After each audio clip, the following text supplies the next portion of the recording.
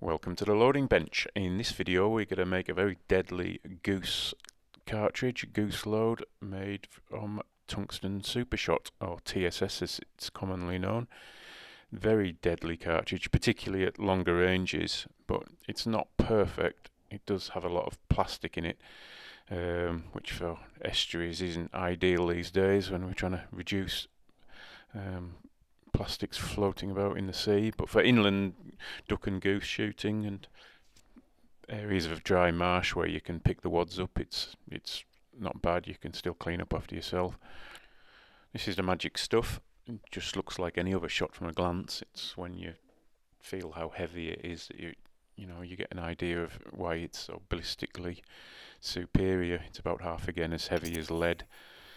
These are number 7s, which seems to be a very popular choice for geese. It's not to say steel or bismuth don't kill things well, they do, but particularly at longer ranges I think is where TSS has a value. It is extortionately expensive though, so it's a lot of people I guess keep it for geese because you're not going to fire off hundreds of cartridges every season, and so it's you can kind of rationalise its use. Because you can use number 7s, it also obviously gives you more pellets in the pattern, so for longer ranges it's quite popular. This is possibly demonstrates how dense it is.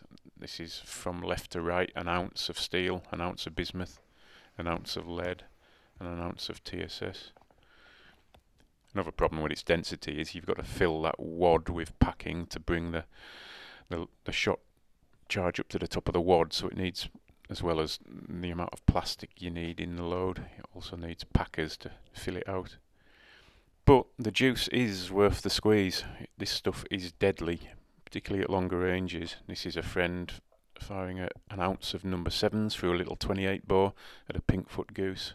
This is roughly 65 yards away, and you can see the effect. You can also see the wad going flying out on that shot as well, but I say on areas of dry marsh like that, it's very easy to go and collect up your empty wads and bits of plastic, etc. So this is the load data, standard ballistic products load data taken from the files. So the load that we're making is the one at the top, and it's a 1 1/8 ounce load, or 32 gram load. Published speed is 1400 feet per second. Now I don't recommend that anyone does this, but I tweak this slightly by just reducing the powder charge by a grain. I tend to prefer speeds around 12 to 1300 feet a second. I just find that the pattern better. I believe that it's my pet theory, but the slower the speeds on these loads, the better they pattern. Subsonic loads, which I'll do in another video, pattern really well. I tend to find that 1400, 1500 feet per second you increase the chance of blown or streaky patterns. So this, with reducing the powder charge to 32 grains, it seems to give velocities around 1300 feet per second. So I don't recommend that you deviate in any way from published data, especially if you don't know what you're doing, but it's just reducing the powder charge by a grain is likely to, well, it does decrease speed and probably decreases the pressure a wee bit. It's a fiddly business weighing out the powder exactly. Some people have machines that weigh it out automatically to a given weight, but I kind of like it in a way. It's quite therapeutic, and we're not trying to make hundreds of cartridges, we're just trying to make a few high quality goose loads here. Recipe calls for a ballistic products gas seal, and my supply of these is dwindling rapidly. With the freeze on American components and powders, I'm going to have to work out a replacement. TPS 35mm wad, again from ballistic products. These are like hen's teeth now in the UK. Next thing we need is a mylar wrap. The recipe doesn't call for this, but I wrap all my TSS loads in it anyway. I just think it's a good idea. This is to further protect the barrels and the chokes and the forcing cone from the very hard tungsten pellets. Tungsten's harder than any or most gun barrels, so it will score the more damage in them if it comes into contact with the barrels, or particularly the forcing cones. So wrapping the load in this mylar, which is this is actually overhead projector sheet, which is quite commonly available from schools and offices. Now it's mostly obsolete. People don't use overhead projectors anymore, but it does a good job. You can see this is a once fired piece of mylar, and you can see the outward pressure from the pellets after it's detonated, so it just gives that wad extra protection, and it doesn't fly far from the barrel either, so you can usually find it within 6 to 10 feet of the end of the barrel. This is 5/8 of 20 bore felt packing that goes inside the wad and inside the mylar wrap. Another theory that people say it's good practice is to have certainly with tungsten loads, a length of cartridge that matches your chamber.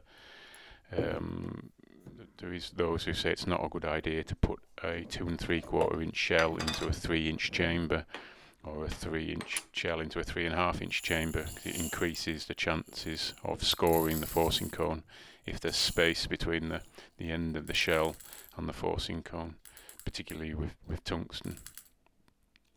So hence I try and load 2 3/4 inch shells or 70mm shells, and the gun I use, is a Remington 1100 with a 2 3/4 inch chamber. So it is a good idea to try and match the shell to the chamber size with TSS because of how hard the shot is. That's 492 grains or 32 grams, or 1 1/8 of an ounce of number 7s. While we're touching on safety, there's plenty of people that think, it's a good idea to probably not use more than half a choke on steel or tungsten, particularly tungsten. I've never used more than half a choke or modified choke, simply because tungsten seems to pattern very tightly compared to lead of the same kind of load, or even steel. Often I'm using a cylinder or even a quarter choke at the max, but if you've never shot or loaded tungsten before, go very carefully with the choking. Start off at cylinder and see how your patterns look, but be very careful of using anything above a half choke. People do use 3/4 chokes, but just one to watch. This is my very cheap crimping setup. A £30 Lee load all from eBay. Does a passable job when combined with a finishing tool. You can spend hundreds of pounds on other crimping and loading stations, like the Mechs and the Ponsnesses. They cost hundreds of pounds and do a really nice job, but I've just found that a cheap Lee load all combined with the finishing tool on the drill, which we'll see in a second, do a passable job.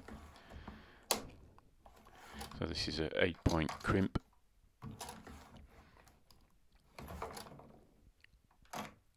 By itself it probably wouldn't be that good, especially for feeding through semi-autos and pump actions, just because in my machine at least, it doesn't put much of a taper on. It crimps it, but they still need finished in those crimps compressed down. So that's where the gape finishing tool comes in, with a cheaply bought pillar drill that's clogging up my living room when I should be renovating it.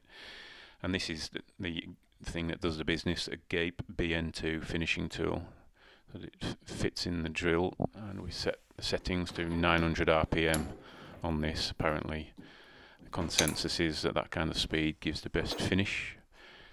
So what we're trying to do here is compress the crimp and taper the edges so it feeds into, side by side or over and under, or it feeds through the mechanism in a semi-automatic pump action easier with a taper on it. And they look quite nice as well.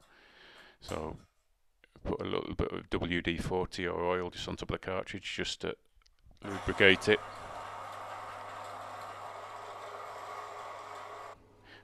With a bit of practice you get the feel for putting just the right amount of pressure down on the cartridge so it compresses the crimp and gives it a nice taper without squashing it too much.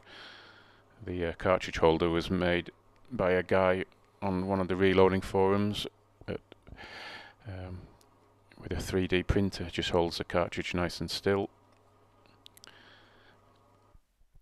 Here's a comparison between the unfinished cartridge on the left and the finished shell on the right. You can just see that nice taper, so it'll feed into gun mechanisms and feed through semi-autos nicely. Right, time for some velocity and pattern testing on the range.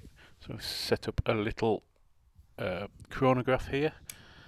So you fire the shell through the arc, and it'll measure the speed. This is a target 40 yards away.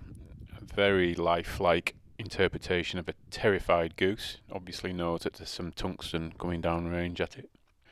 I don't care what anyone says, 40 yards is a long shot for anything, goose, duck, pigeon, whatever. It's certainly the limits of my very limited shooting ability. I'm no George Digweed at all, so I usually pattern at 40 yards, and then if I get a longer shot now and again and I feel brave enough to take it on, I might do, but generally 40 yards is a fairly long way out for me, really.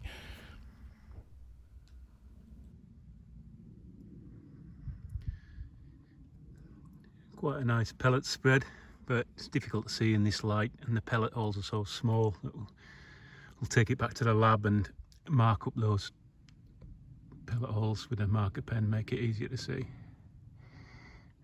I think the goose escaped actually there. So for the uninitiated, pattern testing isn't really about hitting the target on the paper, it's about putting the shot charge on the paper and then see how the distribution of pellets works at a given range.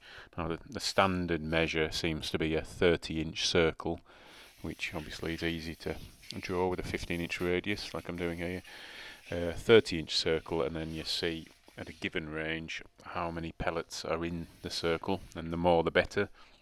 And how they distribute, you want them fairly well evenly spread, not fairly clumped together. So the more evenly distributed they are within that circle, the better. So just sped this up. This is quite a laborious task, just mainly for your benefit rather than mine, just making the pellets easier to see with a Sharpie pen. And it does throw quite a nice pattern, this load, as we can see, fairly well spread. And there's so many pellets in this TSS load that counting them is quite a task, so kind of divvy the circle up into portions and count them. Many people consider a good load to have 130 pellets or more in a 30-inch circle, so with 270 pellets, you can see how effective this tungsten shot is. Now, TSS number 7, with having the same ballistic capabilities as number 3 or 4 lead, or number 1 or 2 steel. Obviously it has far more pellets in the load, and so it creates a denser pattern at longer ranges. So as you can see, a teal or a mallard would struggle to fly through that pattern, let alone a pink-foot goose. That's a half choke or modified choke. I would probably dial it back to a quarter choke for geese, just in case I got closer shots, 25-30 yards, and so you want the pattern to be spreading out a wee bit sooner. But yeah, it's quite a good result. That is probably, even if I got a longer shot, it would still probably be a good pattern out to 50, 55 yards, 60 yards. So yeah, quite a nice pattern. So that's it, ready for the marsh. And thanks for watching. If you like this little film, please like and subscribe. And next time we'll put some 12-bore subsonics together.